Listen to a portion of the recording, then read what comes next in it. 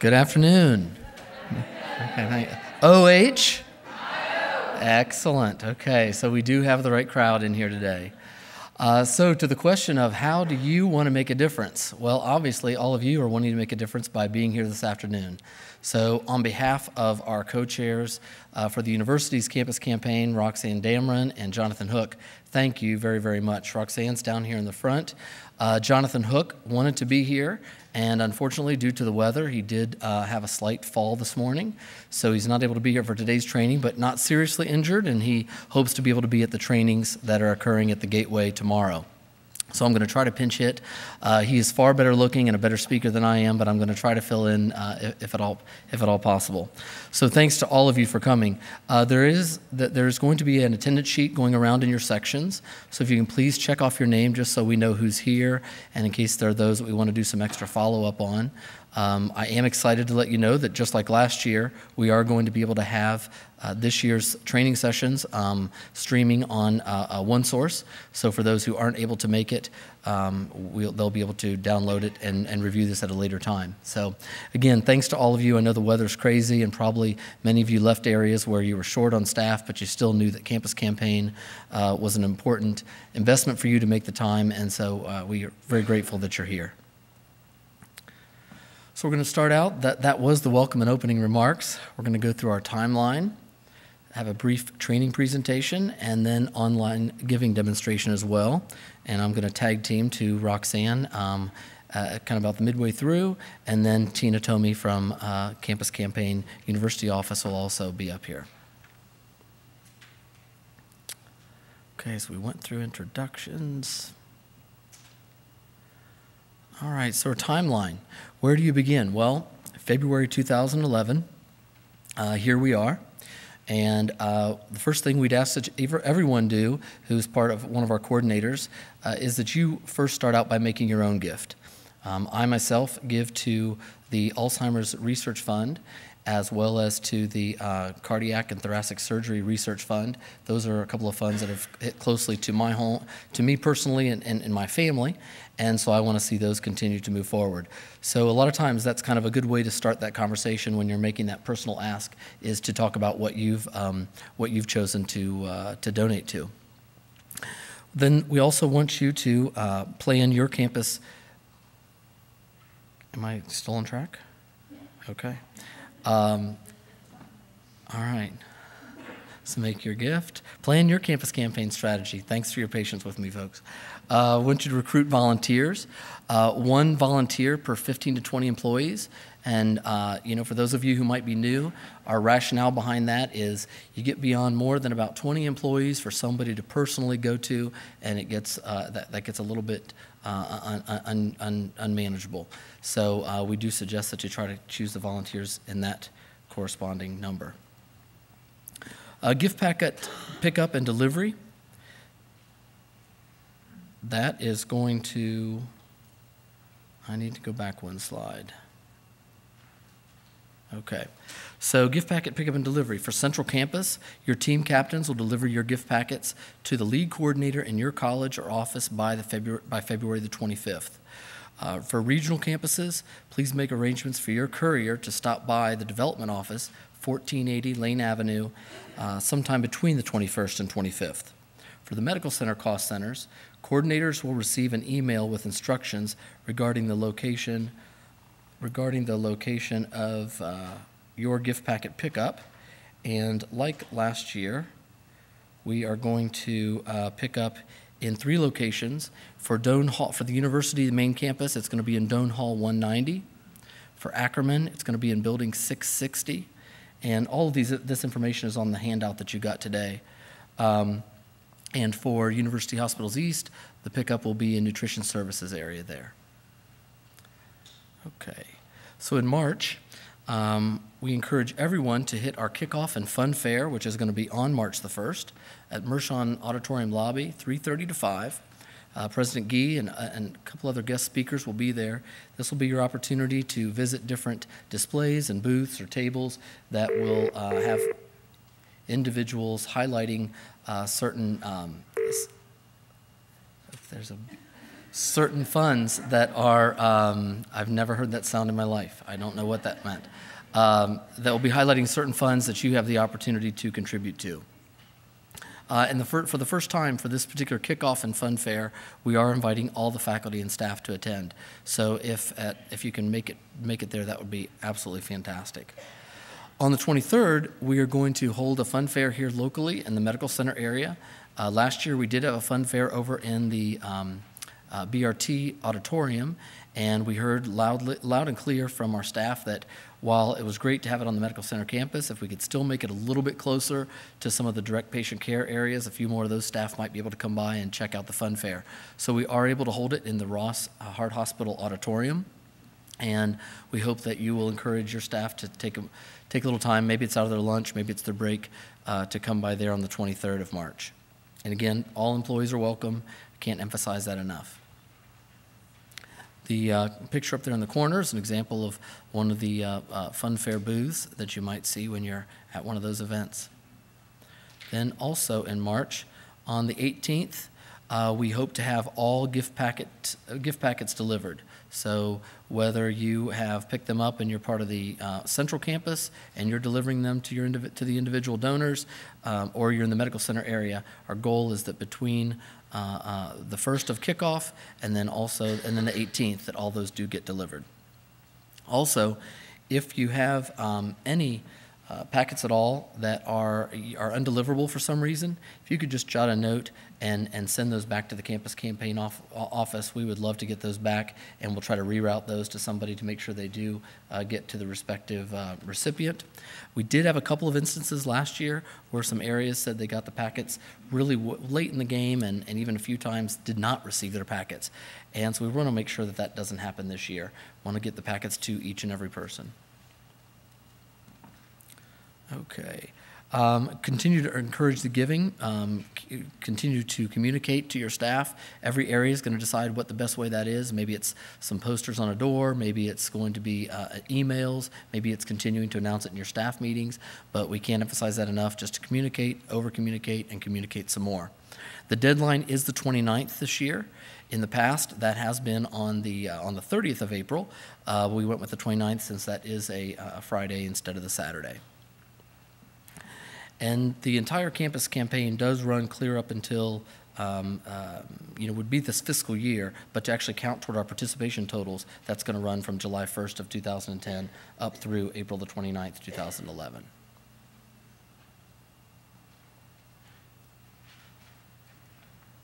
Okay. Keep promoting, keep asking, keep thanking. There's the deadline.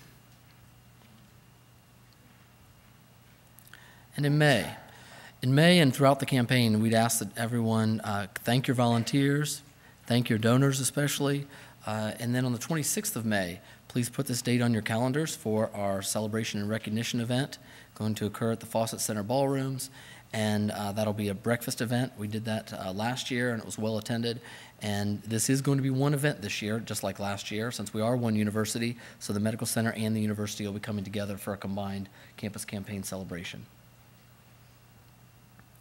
And this year, last year we had a goal.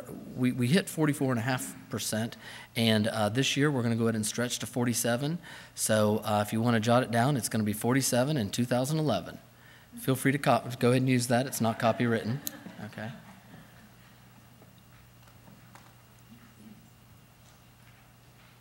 And at this point, I would like to turn this over to Roxanne Dameron, who is the co-chair for the university.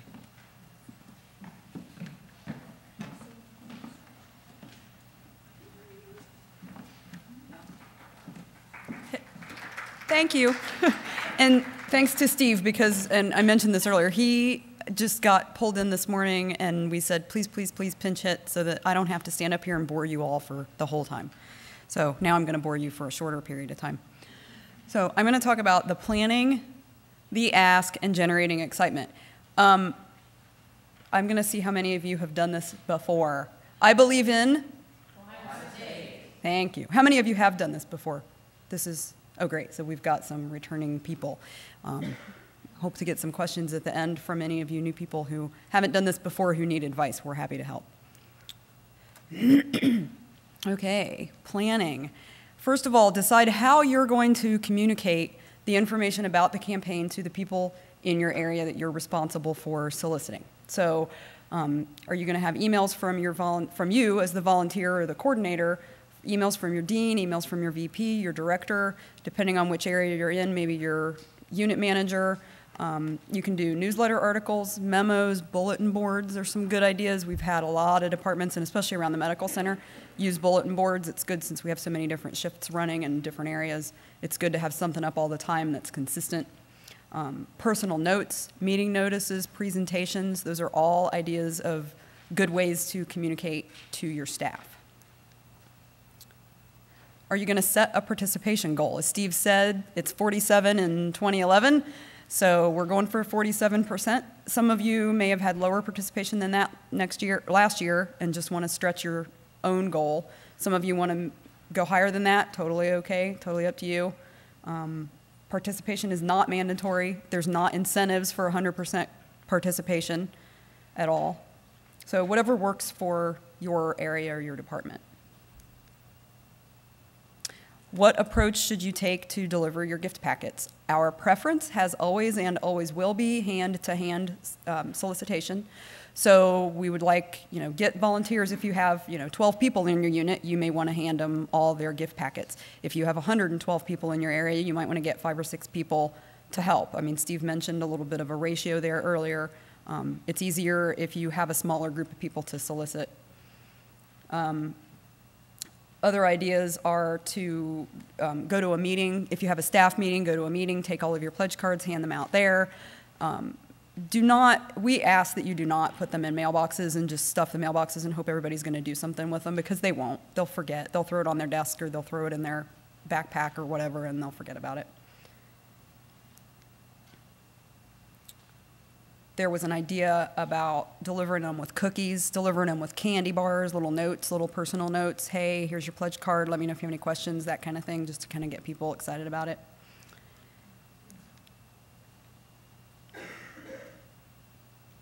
This isn't scrolling. Uh-oh. Well, I missed that. So generate excitement, have events, do things in your area to get people excited about it. Keep the word out, as Steve said, just keep reminding people, keep communicating, do what you can to keep the buzz going throughout the campaign. March 1st, April 29th. And be good stewards. Thank them. Thank everybody. Thank them when you give them their card for possibly participating, and then when they do, thank them again. Make sure that you keep letting them know how much you appreciate their participation. Events are encouraged. Events should be informational, inspirational, and fun. Events should generate interest, passion, and enthusiasm. And be self-funded and not related to participant giving. So if you have an event in your area, you can't tell people they can't participate if they don't give. Everybody needs to be able to come to the event. So again, if you have 112 people and you're going to have pizza, you better plan on pizza for 112 people, not just the 50 who brought their pledge card, because that's not an event. That's not an appropriate event. Events should be cash-free, so don't have people bring you cash. Collecting sealed personal pledge envelopes is fine, but please be careful if you do this, because we have had issues in the past with people saying, oh, I'll take your pledge cards. They stick them in a campus campaign envelope intending to get them to Tina, but then don't. So we want to make sure that they're being counted and being counted on time. What is not an event? Anything that charges a fee to enter a raffle, purchase food, or play a game of chance. And money collected for anything that you would do involving those things does not count toward participation or dollars raised. So in my area, I have Miling Hall, and I have Med Admin and Health Sciences Admin as my people that I am coordinator for. We have Dress Down Fridays, so we have Jeans Fridays. Everybody pays $1, blah, blah, blah, the whole 4 weeks. All the money at the end goes to Campus Campaign, and we designate a fund that we're going to give it to. Last year, we did a Students First, Students Now fund. That money was great, and it went toward the thing, but it didn't count toward my participation goals, and it didn't count toward individual participation, because it wasn't given in, each person's name wasn't attached to the money. Here's a couple of events, and these slides go quick, so I'll flip back for a second. Here's a couple of things that were done. This was in ENT. There's a chili cook-off. College of Pharmacy does something fun every year during March Madness. Okay, what is a gift? A gift is valued by the donor and the recipient and has special meaning. So scholarship, research, a special program that you believe in. A gift is a generous donation to a cause, not the purchase of an item, a raffle ticket, or a meal, as I mentioned earlier. A gift is personal. It says you value the area it supports. Part of what I do when I send out stuff for Campus Campaign every year is I remind people where I give. I give to the AIDS Education Fund. So it was in honor of Dr. Fast, who I worked with for a long time, and I loved him. So I give in memory of him to that fund. And I give to my three-legged dog fund. Tina laughs at me every year, but it's the Good Samaritan Fund at the vet school, and the money in that fund goes to help stray animals who are brought in by Good Samaritans, and they get surgery and things like that. So, and I make sure that I let everybody know every year what I'm giving to and why. So make it personal for them from you so that they feel that they can make a personal donation too and make them feel attached to it, because that's part of what a gift is. We would rather see lower participation than have someone feel that they were forced to give. It is not okay, and I'll say that again, it is not okay to send in a gift form with money that you have attached with someone's name on it. That is not okay. That is a reason why, and Steve mentioned this earlier, everyone needs to sign their pledge forms this year, and it doesn't matter if it's payroll deduction, cash, check, credit card, one time, they're going to be signed. So if they come to the gift giving office to be processed and they're not signed, they'll give them to Tina, and Tina will follow up with the donor to make sure that they really did intend to make that gift. We haven't done that before, but we're kind of in a position where we need to do that now. This was a flyer created listing priority funds in the College of Public Health, which is pretty cool. And they did this cookie thing. So cookies creative delivery. If you eat these cookies, when you eat these cookies, think about what areas you might support through Campus Campaign. And then a couple days later, they gave out their pledge packets. So that was kind of a little prelude. And then ATI and OARDC, and I'm going to go backwards again, had a meeting, and during the meeting, all of these slides, each slide was a separate, or each picture was a separate slide during the meeting on funds that they were recommending their people donate to, although there's 8,000 funds on campus you can give to. This was just kind of their way of saying, here's all the ones that we have that we would like you to consider.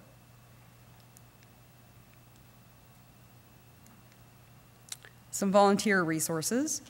The website is probably your best resource. It's got all the information that you could possibly need on there.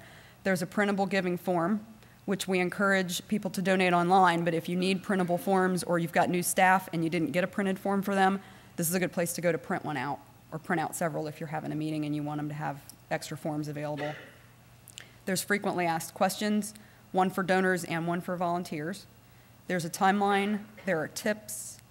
The poster graphic that's in front of me, there's a graphic on there that's a blank kind of a template that you guys can use to do stuff in your own area. Like last year, everybody took the flare and kind of went with it, and it was great. And this year, we decided to try and help out a little bit by giving you a little bit of a graphic that you can play with to do different things, posters and things in your area, and you can download that. There's also a thank you graphic that you can use for things when you're having meetings and to thank your staff.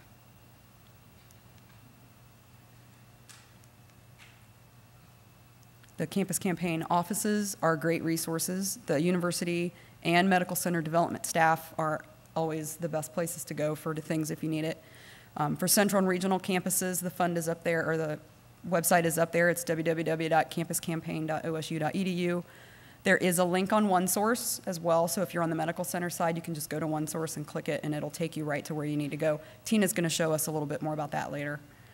And then for endowed funds, if you're looking for anything and you don't find what you want, you can always try the treasurer's website, and the address is up there as well. There are phone numbers for contacts for Central and Regional Campus, which is Tina's number, 292-3065. That gets you right to Tina. And then the Med Center number, 247-1533. Lindsay would be available to help with anything as well. And then there's the email addresses again for the Med Center and for the Regional and Central Campus. Okay. Online giving, that is our preference. And pretty much the majority of people are giving online these days. We're finding fewer and fewer paper ones, but we still get a stack of them. Ask everyone to at least review their gift form, even if they're not going to make changes to their donating, just to make sure that everything's accurate and that the money is going where they designated it to go before. You can do the same thing when you log on to the website. It tells you where you gave last year and how much, and Tina's going to show us that again at the end. Payroll deductions are set up as ongoing, and it's ongoing forever. So once you set one up, unless you go in and change it or cancel it, it will just keep going. So if you set up a payroll deduction 3 years ago and you never changed it, it's still going and you are still counted as participating in this year's campaign. One-time gifts can only be made by cash check or credit card. You cannot do a one-time gift through payroll deduct. And again, Tina's going to go over that a little bit. Sign the form. If you have a payroll deduction set up and you're not making any changes, you do not need to do anything. It'll just keep going, and you don't need to send your form back in either if you don't want to. Participation reports. These reports will come out from Tina, and it comes from the Campus Campaign email address, once a week, beginning in early to mid-March via email, like I said.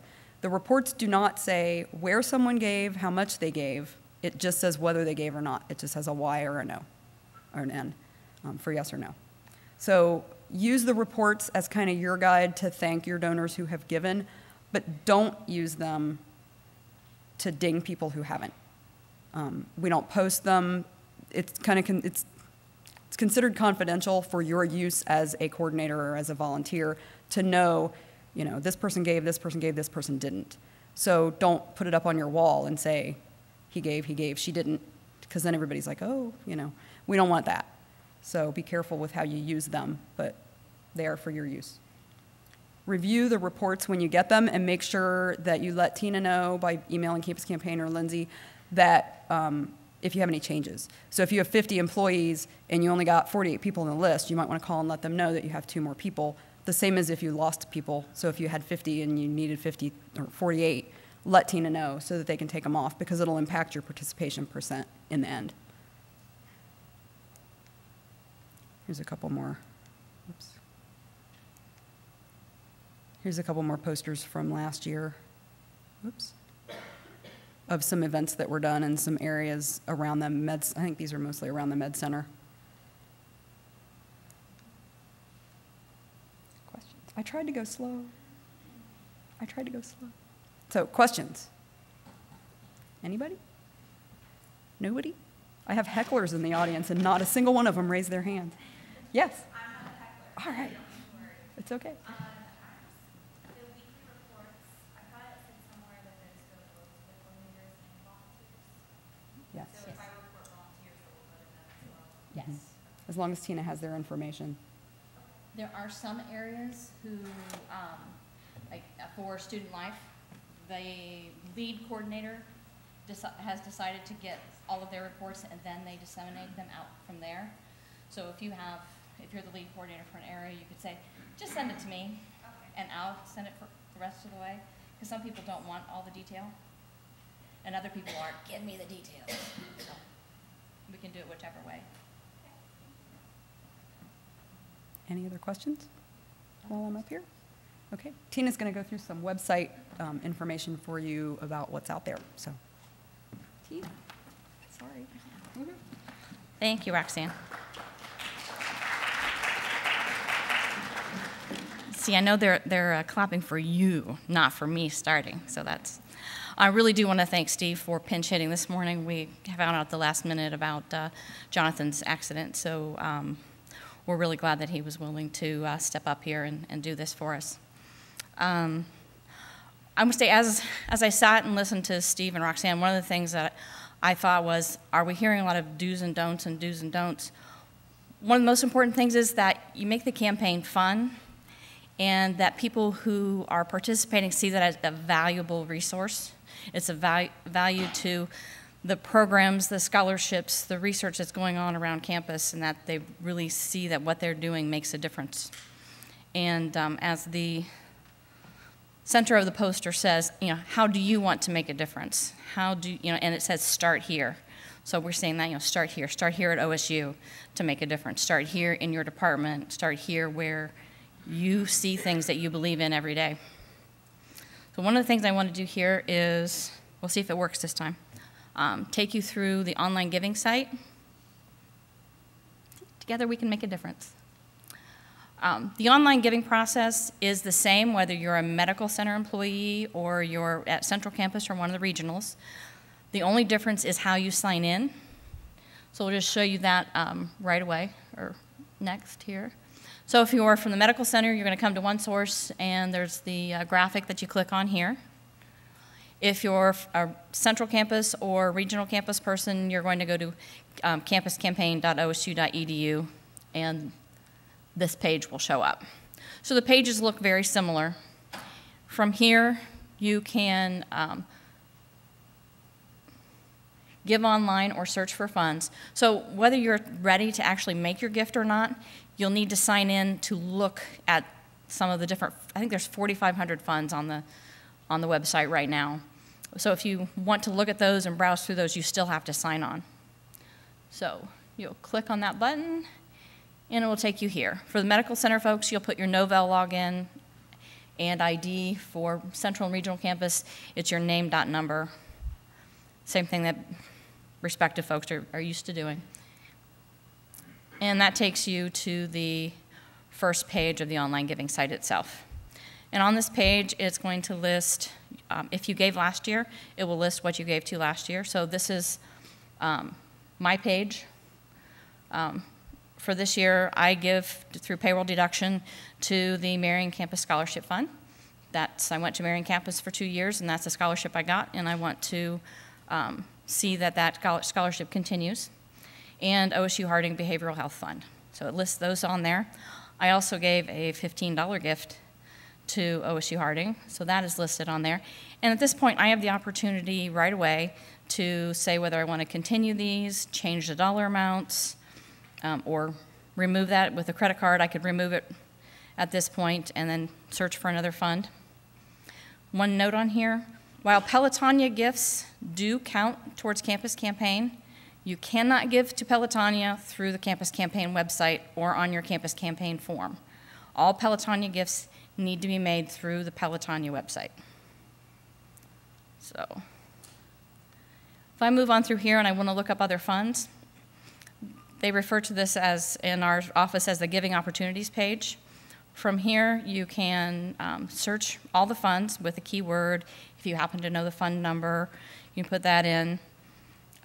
If you don't want to go through this, you can forget this part and send me an email, and I'll look up some possible funds for you, too.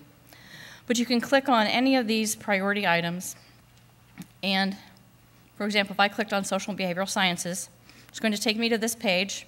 We'll give a little summary about Social and Behavioral Sciences itself, and then it's going to list the funds that are available in that area.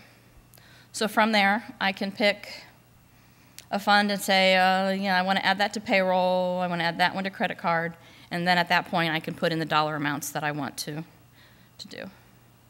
And then I could add a whole bunch of things, and then before I conclude my gift, I can remove any of them at any time. So if you go to the college and you want to, back on the previous page, and you want to know a little bit more about what's going on in the college, when you click on, if you have questions, please contact a staff member, it will take you to a list of the development staff in that area that could help you and give you more information.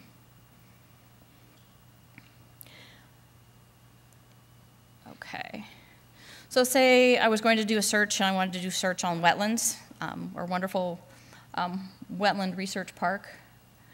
And I put that in, put wetland in, and these are the 3 funds that come up. I can choose one of these funds, or I can go back and start my search all over again. In this case, I picked it. I can choose to add payroll, add your credit card, or again, go back and just keep doing searches. Say, okay, I'm not going to add Olentangy wetland. I'm just going to complete my gift as it is in here. I'm going to click complete my gift. It's going to take me here, another point where I can change dollar amounts. I can remove, if I decided I don't want to do a payroll deduction to OSU Harding, I can remove it at this point as well. So we give you lots of flexibility where you can change what your deduction is. There's a notice here for, as Roxanne said, payroll deductions are set up automatically as ongoing. That means they continue on forever until you ask us to stop them. Also, when you're entering payroll deductions, whether it's on your pledge card or on the form, you're entering your per pay amount. And this is significant because I know I just got a call last week from someone who got their annual statement this week and said, oh my gosh, you've been taking out $120 per pay since June. And they just figured it out. So they obviously weren't missing the $120 until now. But they had intended it to be $10 per pay, but that's not what they wrote on the form or put online. So you have to be very careful that you're following that the way it is. Another good reason for you to check your pledge cards when you receive them. Once everything's correct, this is just an example if you have payroll deductions and credit cards. Once you hit that final submit button, you're going to get confirmation emails. If you only did a credit card, you'd get the credit card. If you only did a payroll deduction, you'd get the payroll deduction. If you did both, you'll get both emails.